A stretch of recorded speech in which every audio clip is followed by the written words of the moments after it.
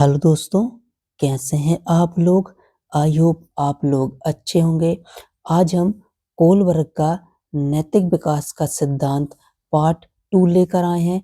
ये video number 2 है, जिसमें हम Kohlberg theory of moral development, Kohlberg ने जो नैतिक विकास का सिद्धांत दिया था, हम उसके बारे में पढ़ेंगे। तो पहला पढ़ेंगे हम प्रस्तावना, इंट्रोडक्शन। लॉरेंस कोलबर्ग 1927 से 1987 तक एक प्रसिद्ध मनोवैज्ञानिक थे, जिन्होंने नैतिक विकास, मोरल डेवलपमेंट के क्षेत्र में महत्वपूर्ण योगदान दिया था। उन्होंने क्या बताया था?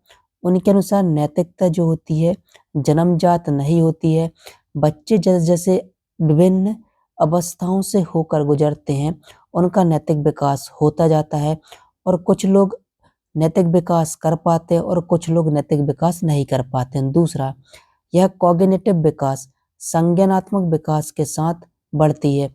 यानी जब आपकी सोचने समझने की क्षमता बढ़ती है, आपका मेंटल डेवलपमेंट होता है, तो उसी के साथ आपका मोरल डेवलपमेंट, नैतिक विकास होता है। तीसरा, बच्चे की उम्र, सोचने की क्षमता, सामाजिक अनुभव और शिक्षा के साथ यह धीरे धीरे विकसित होती है। यानी जैसे जैसे बच्चे की उम्र बढ़ती है, उसके साथ नैतिक विकास होता जाता है। जब बच्चे में सोचने समझने की क्षमता, सही गलत के निर्णय लेने की क्षमता आती है, तो उसका नैतिक विकास होता जाता है। साथ ही जब वह समाज के साथ अंतःक्रिया करता है, समाज के नियम कानून को समझता है, समाज में चल रहे रीति रिवाजों को समझता है, तो उसका नैतिक विकास होता है। साथ ही जब वह स्कूल जाता है, तो स्कूल वह बच्चों के साथ खेलता कूदता है, बच्चों से बातचीत करता है, ग्रुप में अलग-अलग बातों पर डिस्कशन करता है, टीचर के साथ अंतःक्रिया करता है, तब उसका धीरे-धीरे नैतिक विकास होता है। पर बच्चे का सर्वप्रथम नैतिक विकास उसके परिवार से ही शुरू होता है, उसके माता-पिता, उसके भाई-बहन और दादा-दादी, नाना-नानी के साथ होता है। अब देखिए चौथा पॉइंट, नैतिक विकास चरण स्टेज वाइज होता है। यानी जो नैतिक विकास होता है चरणों में होता है।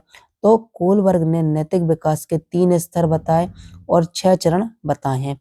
तो कोलबर्ग ने नैतिक विकास के 3 लेवल बताए हैं और टोटल 6 स्टेज बताई है। तो हम एक-एक करके सब पढ़ते हैं। देखिए, मैं आपको इस वीडियो में टोटल शॉर्ट चीज़ें बताऊँगा और जो इम्पोर्टेंट चीज़ें हैं केवल वही बताऊँगा। लेवल 1, पूर्व परंपरागत स्तर, प्री कन्वेंशनल लेवल। दोस्तों, चाहे जीन पियाजे हो, चाहे लॉरेंस कोलबर्ग हो, चाहे वाइगोट्स्की हो, सभी के सिद्धांत के नाम आप इंग्लिश में याद रखिएगा, हिंदी में नाम बदलते रहते हैं। तो स्टेज 1 है आज्ञा पालन और दंड उन्मुखता। यानी बच्चे क्या करते हैं, दंड के कारण और पुरस्कार के कारण अपना नैतिक विकास करते हैं। दूसरा, साधनवादी और स्वहित उन्मुखता। लेवल 2 क्या है? परंपरागत स्तर, कन्वेंशनल लेवल। स्टेज स्टेज 3 है अच्छा लड़का, अच्छी लड़की उन्मुखता। यानी बच्चा नैतिक विकास क्यों करता है? अच्छा लड़का और अच्छी लड़की बनने के लिए करता है। अब चौथा क्या है? स्टेज 4 है नियम और व्यवस्था उन्मुखता। यानी वह नियमों को मानता है और व्यवस्था बनाए रखता है कि कौन सी व्यवस्था जरूरी है। लेवल 3, उत्तर परंपरागत स्तर, पोस्ट कन्वेंशनल लेवल। स्टेज 5 है सामाजिक अनुबंध और व्यक्तिगत अधिकार। यानी बच्चों को कौन कौन से अधिकार दिए गए हैं, उनको वह फॉलो करता है। और स्टेज 6 है सार्वभौमिक नैतिक विकास का सिद्धांत। स्टेज 6 में क्या होता है? यूनिवर्सल मोरल सिद्धांत है और इस स्टेज पर हर कोई व्यक्ति नहीं पहुंच पाता। और स्टेज 5 में क्या होता है? कौन से नियम जरूरी हैं, कौन से नियम जरूरी नहीं है, ये आप अपने तर्क के आधार पर उनको मानते हैं। तो देखिए, लेवल 1, पूर्व परंपरागत स्तर, प्री कन्वेंशनल लेवल। उम्र क्या है? 4 से 10 वर्ष लगभग इसकी उम्र होती है। इस स्तर पर बच्चा बाहरी परिणामों जैसे दंड, इनाम, लाभ के आधार पर निर्णय लेता है। यदि आप बच्चे को दंड देंगे तो वह नियम को मानेगा, और आप यदि बच्चे को पुरस्कार देंगे तो उसके कारण वह नियमों को मानेगा। तो देखिए, स्टेज पहली क्या है? स्टेज 1 है आज्ञा पालन और दंड उन्मुखता, ओबीडेंस एंड पनिशमेंट ओरिएंटेशन। विशेषताएं क्या हैं? नियम तोड़ने पर दंड मिलेगा, इस डर से बच्चा नियम का पालन करता है। देखिए, यदि बच्चा नियमों को नहीं मानता और माता-पिता यदि उसको दंड देते हैं, तो वह उसके कारण नियम को मानता है। जैसे चोरी करना बुरी बात होती है। यदि बच्चे स्कूल में जाकर किसी की पेंसिल चुरा के लाते हैं, पेन चुरा के लाते हैं और माता-पिता के द्वारा उनको दंड दिया जाता है, तो वो दोबारा किसी भी पेन और पेंसिल की चोरी नहीं करते हैं। दूसरा पॉइंट क्या है? अच्छा बुरा का निर्णय दंड पर निर्भर करता है।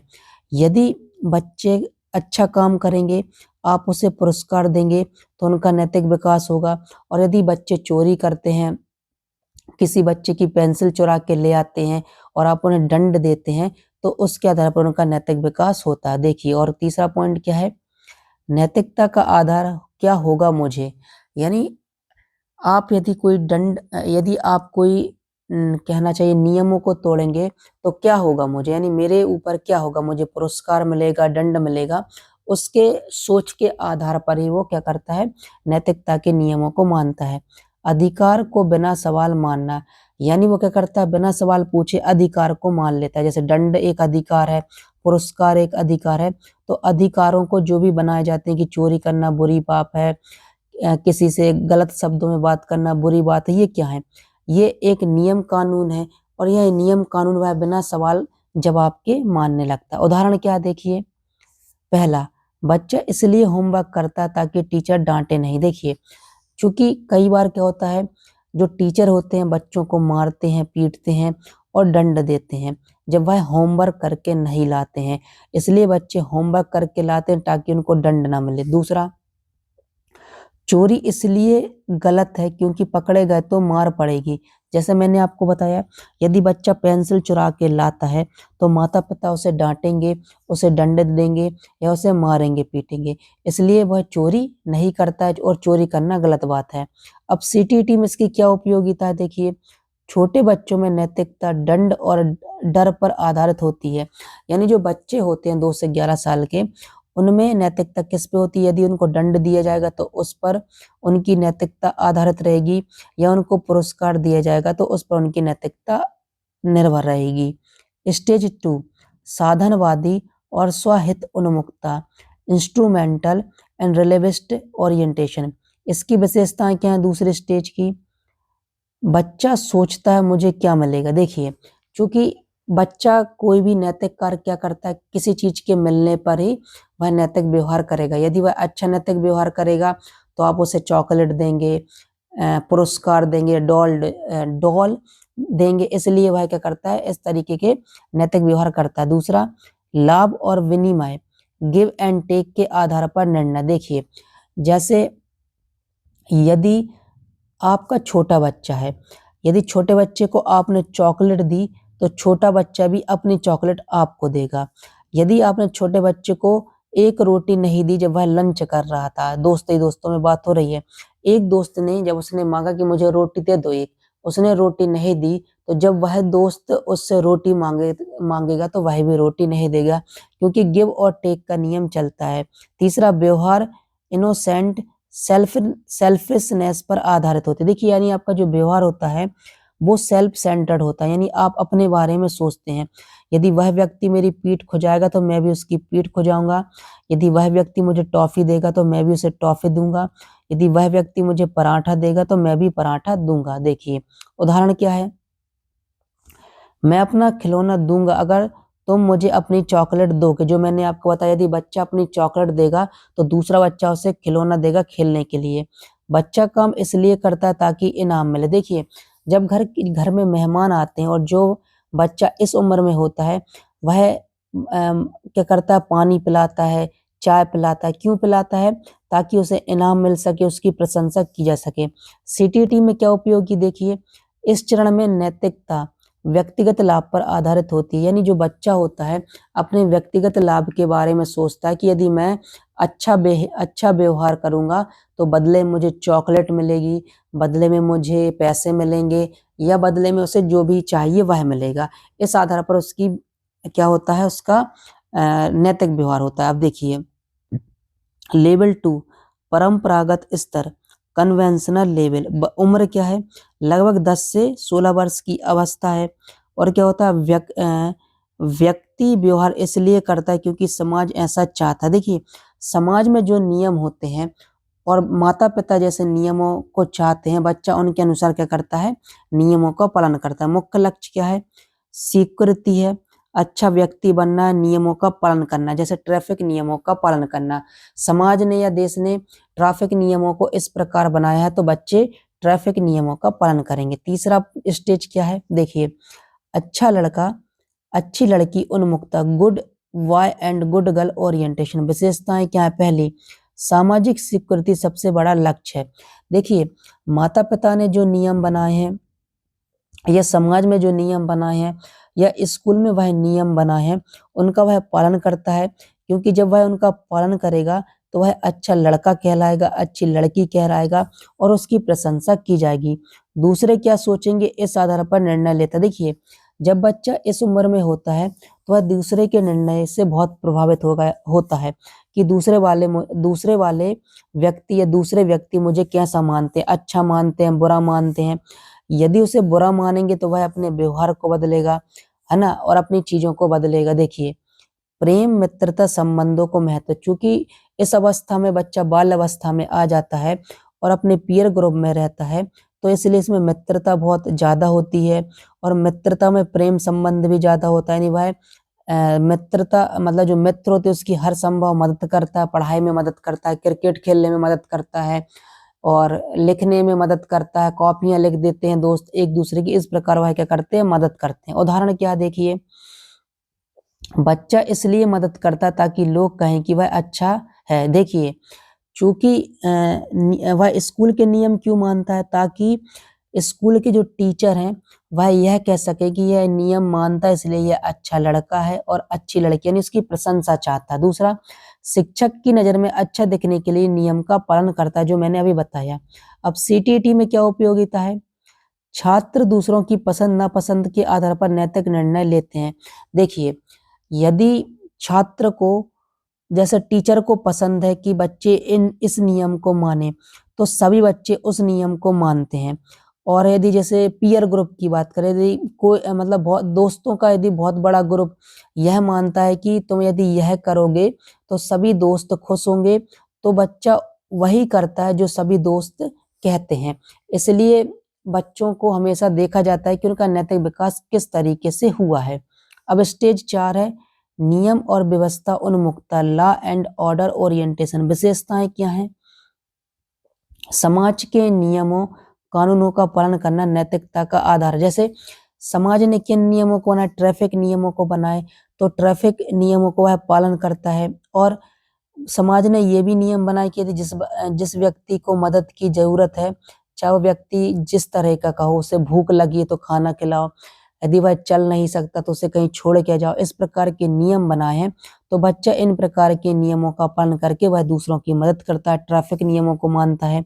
अनुशासन, कर्तव्य और व्यवस्था को महत्व देता है। देखिए, बच्चा इस उम्र में क्या होता है, अनुशासन को महत्व देता है, उसके क्या कर्तव्य हैं समाज के प्रति, माता पिता के प्रति, स्कूल के प्रति, उनको करता है।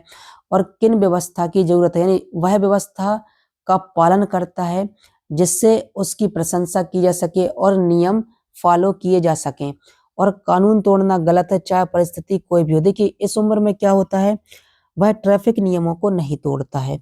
जैसे यदि किसी व्यक्ति को चोट लग गई तो वह उस व्यक्ति की मदद तो करेगा पर ट्रैफिक के नियमों को मानेगा। लेकिन अगली स्टेज में क्या होगा, वह अपनी सोच के अनुसार ट्रैफिक नियमों को न मानकर व्यक्ति की जान बचाने पर ज्यादा फोकस करेगा। ठीक है, तो इस उम्र में क्या होता है, बच्चे नियमों को ज्यादा मानते हैं। जैसे उदाहरण क्या है, ट्रैफिक नियम तोड़ना गलत है क्योंकि यह कानून के खिलाफ है। ठीक है, जो मैंने अभी आपको बताया। स्कूल के नियम सभी पर समान लागू होने चाहिए। देखिए, स्कूल के जो नियम होते हैं वह सभी बच्चों पर, चाहे लड़का हो, लड़की हो, या टीचर हो या प्रिंसिपल हो, सभी पर समान रूप से लागू होने चाहिए। बच्चा ऐसा सोचता है इस उम्र में या इस स्टेज पर।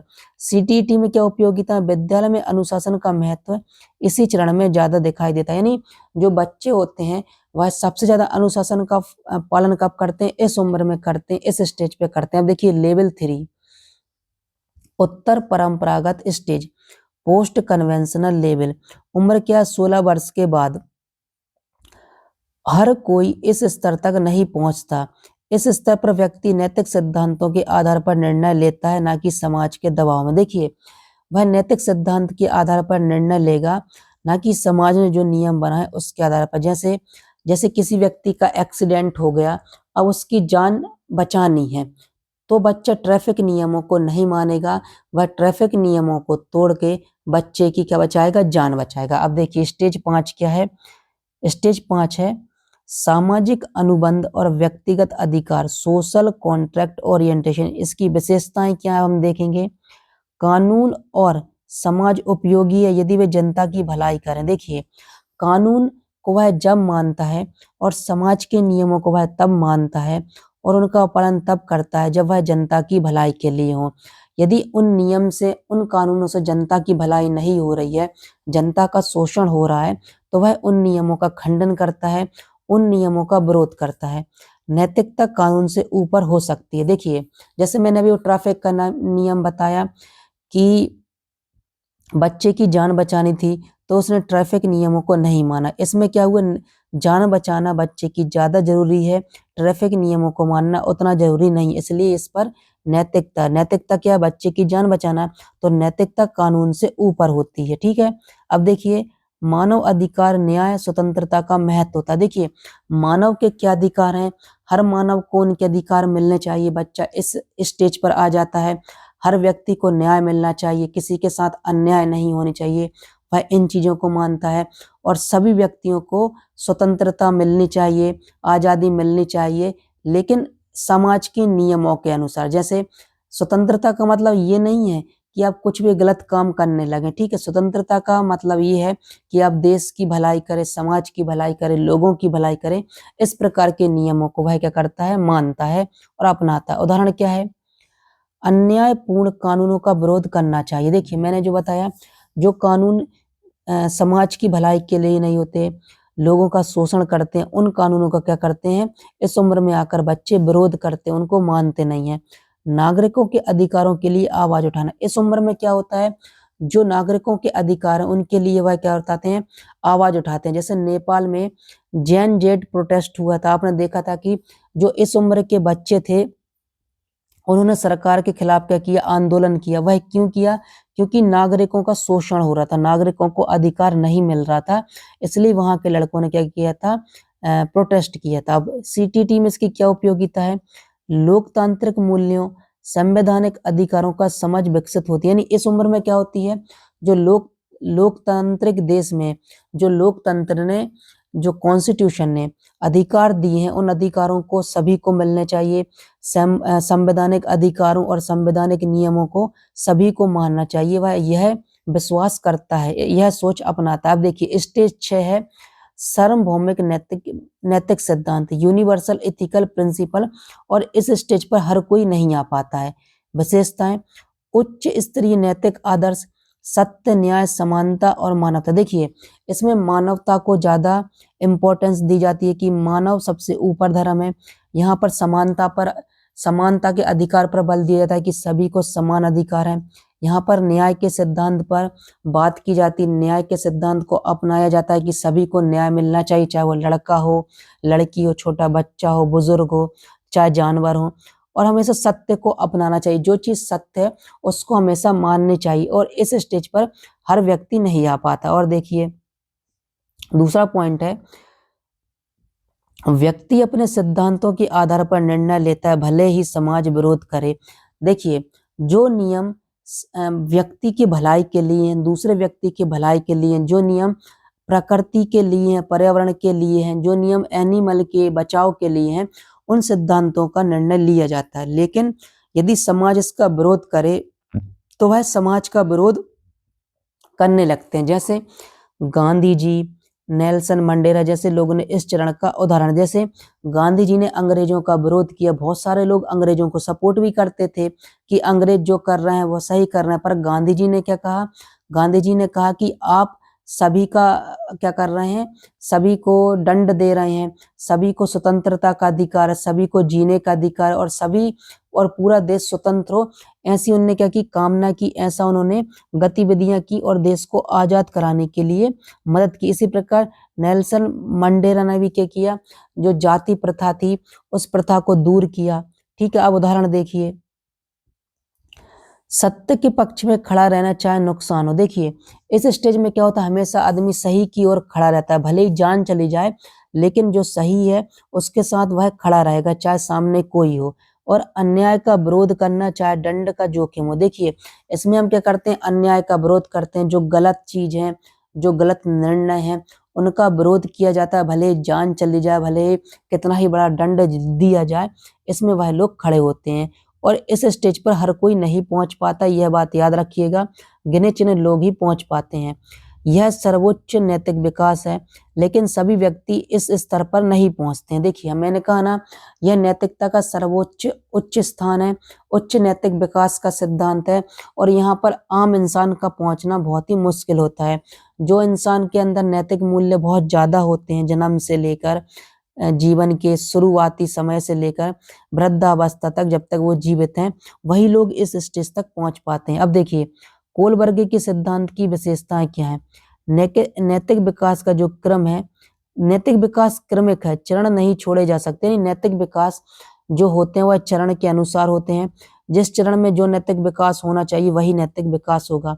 हर व्यक्ति सभी चरणों तक नहीं पहुंचता। देखिए जैसे मैंने आपको बताया, कोई व्यक्ति 5वें चरण तक तो पहुंच सकता है, लेकिन जो 6वां चरण है उस पर केवल गिने चुने लोग ही पहुंच सकते हैं। जैसे महात्मा गांधी जी पहुंचे, नेहरू जी पहुंचे और नेल्सन मंडेला जी पहुंचे, गिने चुने लोग ही इस स्टेज पर पहुंच पाए। तीसरा क्या है, नैतिक विकास संज्ञानात्मक विकास पर निर्भर करता है। यानी जो नैतिक विकास होता है आपके मेंटल डेवलपमेंट पर डिपेंड करता है, यानी आपकी सोचने समझने की क्षमता कितनी है, आपकी तर्क वितर्क करने की क्षमता कितनी है, आप कितना ज्यादा सही और गलत का निर्णय ले सकते हैं, उसके आधार पर आप नैतिक विकास होता है। देखिए और क्या है, चौथा पॉइंट है, सामाजिक अनुभव, चर्चा, शिक्षा नैतिक विकास को बढ़ाते हैं। देखिए आपने समाज में क्या अच्छा अनुभव किया, क्या बुरा अनुभव किया, आपने किस चीज पर चर्चा की, आपको किस प्रकार की शिक्षा दी गई, यह सभी चीजें आपके नैतिक विकास को क्या करते हैं, बढ़ाते हैं। अब कोलबर्ग के सिद्धांत की आलोचना क्यों की गई।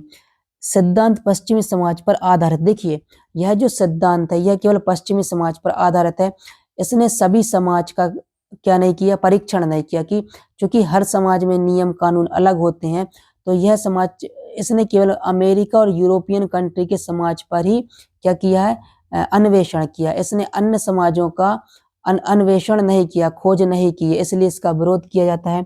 महिलाओं पर कम ध्यान, कारोल गिलिगन ने आलोचना की। देखिए इस सिद्धांत में मुख्यतः लड़कों को शामिल किया गया था, लड़कियों को शामिल नहीं किया गया था, इसलिए लड़कियों की जो नैतिक विकास की क्षमता होती है वो लड़कों से थोड़ी अलग होती है, क्योंकि उनके अंदर इमोशन ज्यादा होते हैं।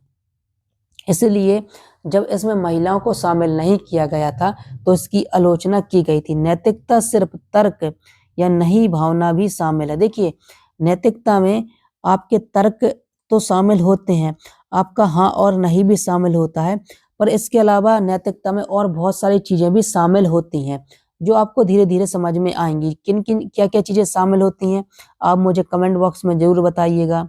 और देखिए चौथा पॉइंट क्या है, धार्मिक और सांस्कृतिक मूल्य भी नैतिकता को प्रभावित करते। देखिए समाज में क्या धर्म अपनाया जाता है, समाज में कौन सी संस्कृति फॉलो की जाती है, धर्म में भी किन नियमों को अपनाया जाता है, क्या वह दूसरों का विरोध करता है या दूसरों को अपनाता है, दूसरे को न्याय दिलाते हैं, बहुत सारे नियम हैं। उसके अनुसार धार्मिकता और संस्कृति आपके नैतिक मूल्यों को क्या करती है, शामिल करती है, आपके नैतिक मूल्यों को प्रभावित करती है। अब सीटीटी के लिए क्या महत्वपूर्ण क्वेश्चन है, कोलबर्ग ने 6 चरण बताए थे। नैतिक विकास संज्ञानात्मक विकास पर आधारित है, आप जितना सोच समझ पाएंगे, तर्क वितर्क कर पाएंगे, आपका नैतिक विकास उतना ज्यादा होगा। बच्चे अपने अनुभवों, तर्क और विचार के आधार पर आगे बढ़ते हैं। देखिए बच्चों के अनुभव कैसे हैं, पॉजिटिव है, नेगेटिव है, उनके तर्क कितने अच्छे हैं, उनके विचार कितने अच्छे हैं, उसके आधार पर नैतिक विकास होता है। अब इसके स्तर कितने हैं, प्री, कन्वेंशनल और पोस्ट, 3 स्तर थे। और कितने थे? चरण 6 थे। देखिए पहला चरण क्या है? चरण 1, 2 दंड और इनाम है। चरण 3 और 4 सामाजिक नियम और अनुशासन है। चरण 5, 6 सिद्धांत, अधिकार और नैतिक मूल्य हैं। ठीक है, ये शॉर्ट में मैंने आपको बता दिया था। चूंकि मैंने आपको इम्पोर्टेंट चीजें कोलबर्ग के बारे में बताई थी, यह इसका दूसरा वीडियो है। क्योंकि यह वीडियो बहुत ही शॉर्ट है और इसमें मैंने केवल आपको इम्पोर्टेंट चीजें बताई हैं। तो वीडियो कैसा लगा कमेंट बॉक्स में जरूर बताएं दोस्तों। नमस्ते दोस्तों।